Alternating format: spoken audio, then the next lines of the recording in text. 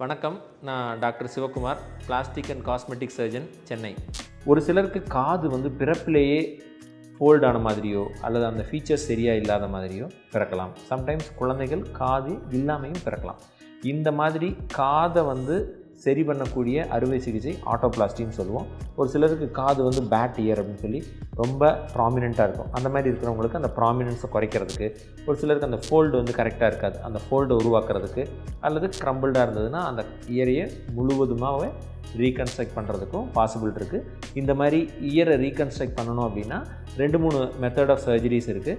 ஒன்று அந்த கார்டிலேஜையை அட்ஜஸ்ட் பண்ணி பண்ணக்கூடிய சிம்பிளான சர்ஜரி. அடுத்தது நான் வேறு இடத்துலேருந்து குருத்தெலும்பு எடுத்து அந்த இயர் மாதிரி கார்டிலேஜ் கார்வ் பண்ணி அதை ரீகன்ஸ்ட்ரக்ட் பண்ணுறதுக்கு யூஸ் பண்ணுவோம். Sometimes implants also available. அதையும் யூஸ் பண்ணி நம்ம இயரை ரீகன்ஸ்ட்ரக்ட் பண்ண முடியும்.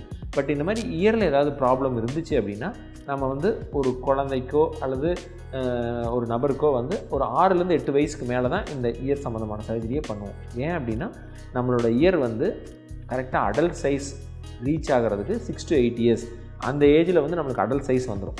ஸோ அந்த டைமில் நம்ம ரீகன்ஸ்ட்ரக்ட் பண்ணோன்னா தான் அவங்களுக்கு அந்த சேஞ்ச் பெர்மனெண்ட்டாக இருக்கும்.